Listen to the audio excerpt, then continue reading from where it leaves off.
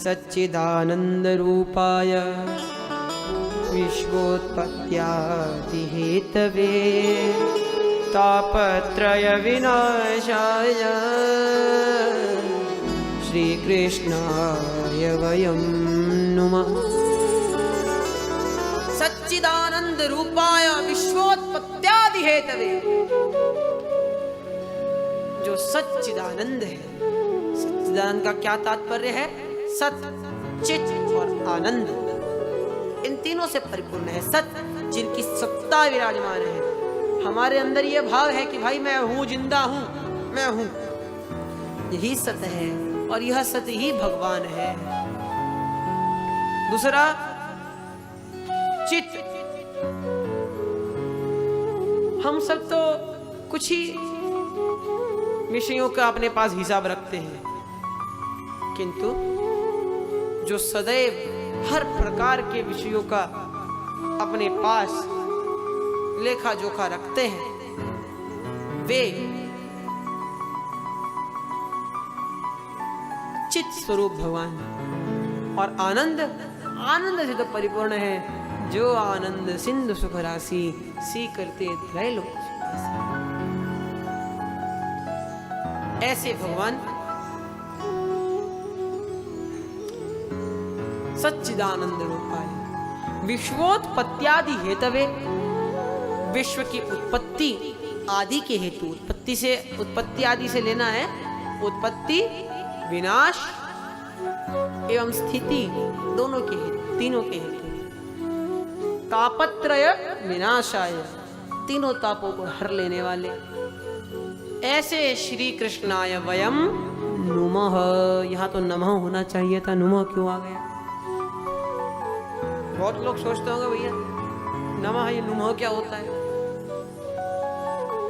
तो स्तुति अर्थ में अणौ धातु है, उसका रूप चलता है अणौति हनुमंती, अणौषि नुथा, अणौमि नवमी वह नुमः, तब नवमी सरस्वती पादई। तो ये नुमः, वयम नुमः, हम सब नमस्कार करते हैं, हम सब प्रणाम करते हैं। इसके पश्चात यम प्रव्रजन्तमनुपेतमपेत कृत्यं त्वयिपायनो विरह कातर आजुहाव, पुत्रेति तन्मयतया तर्वोऽभिनेदु, तं सर्वभूतहृदयं मुनिमानतोऽस्मि।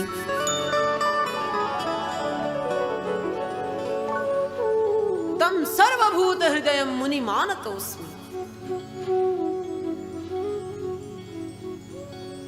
सभी भूतों के हृदय में विराजमान जो भगवान श्री कृष्ण हैं, ऐसे श्री कृष्ण को जो सदैव अपने हृदय में धारण करते हैं, सदा उनके चरणों में लीन रहते हैं, ऐसे श्री सुखदेव जी के चरणों में बारंबार प्रणाम है। कैसे हैं वे श्री सुखदेव जी? तो यम प्रव्रजंत,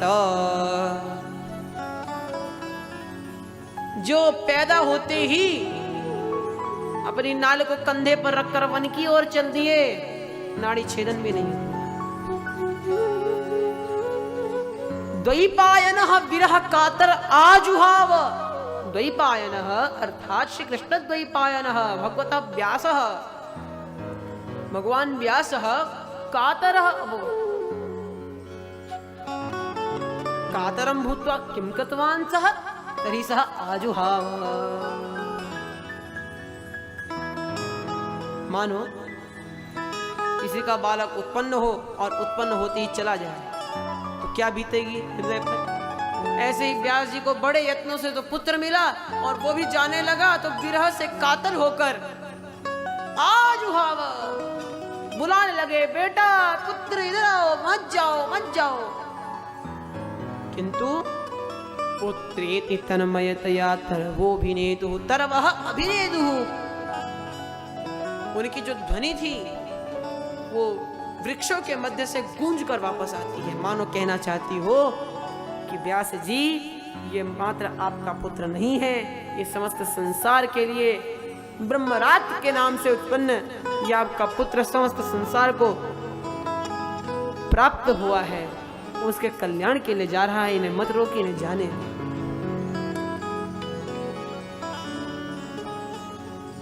तम सर्वभूत हृदय मुनिमान तोस्मी, ऐसे श्रीमद् भागवत महापुराण के माध्यम से हम सभी के हृदयों में विराजमान होने वाले श्री सुखदेव जी के चरणों में हम सभी बारंबार प्रणाम करते हैं। अब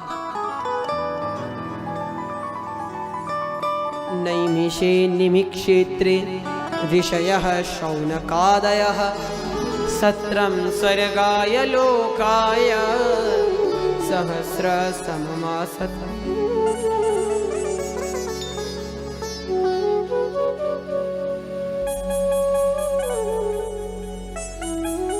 नैमिषारण्य का पावन स्थान है। आज भी नैमिषारण्य उत्तम रूप से व्यवस्थित है। हम आप लोग दर्शन करना चाहे तो दर्शन करा सकते हैं। यहीं से नैमिषारण्य की पावन भूमि से सर्वप्रथम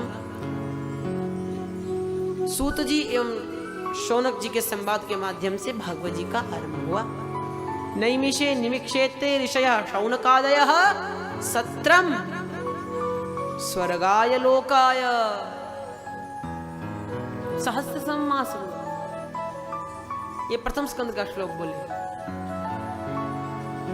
क्योंकि आरंभ में पहला श्लोक आ जाना चाहिए। तो शौनक आदि गण, शौनक कितने लोग हैं? शौनक आदि तो 36,000 ऋषि हैं। ये सभी ऋषि नैमिषारण्य के पावन भूमि में बैठे हैं। सूत जी को सर्वश्रेष्ठ मानकर इन्होंने व्यासपीठ पर बिठाया है और अब शौनक जी प्रधान होकर उनसे प्रश्न पूछ रहे हैं। क्योंकि शौनक जी क्यों पूछ रहे हैं उनके लिए आता है। भागवत जी में शौनक जी के लिए कहा गया, शौनक जी की क्या प्रवृत्ति है, किस प्रकार के हैं श्री शौनक जी महाराज। अज्ञान ध्वांत मिध्वंस कोटि सूर्य समप्रभा सूताख्या हि कथा सारम मम कर्ण रसायनम। शौनक जी कैसे हैं? तो कहते हैं कथामृत रसास्वाद कुशलः शौनकः अब्रवीत। कथामृत को श्रवण करने में जो कुशल है, कुशलतम है, ऐसे शौनक जी महाराज कहते हैं। क्या कहते हैं? हे सूत जी महाराज, कृपा कर आप उन रसायन को हमें श्रवण कराएं, जिसे श्रवण करने के माध्यम से संसार में जितने भी अपशब्द हैं, जितने भी कुवाक्य हैं, उनका जो कुछ भी मल हमारे कर्णों में भर गया है उससे दूर हो जाए। ऐसे रसायन को आप हमें श्रवण कराइए। और वह रसायन कैसा है? तो काल ब्याल मुखग्रास त्रास निर्नाश हेतवे श्रीमद् भागवत शास्त्रम कलौ कीरेण भाषितम्।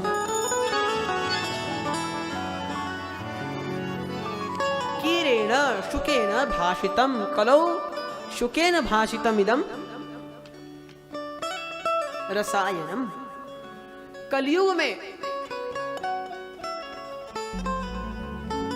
जो मृत्यु के भय की पीड़ा होती है, उस चित्त संताप को हरने के लिए जो सुखदेव जी का वक्तव्य है, जो सुखदेव जी के द्वारा प्रसारित किया गया है, वह श्रीमद् भागवत महापुराण रूपी पावन भगवान श्री कृष्ण का लीलामृत चरितामृत आप हम सभी को श्रवण कर रहे हैं। ये जिज्ञासा होती है, भैया शौनक जी ही क्यों सारे प्रश्न पूछते हैं, अन्य ऋषि कोई प्रश्न क्यों नहीं पूछता?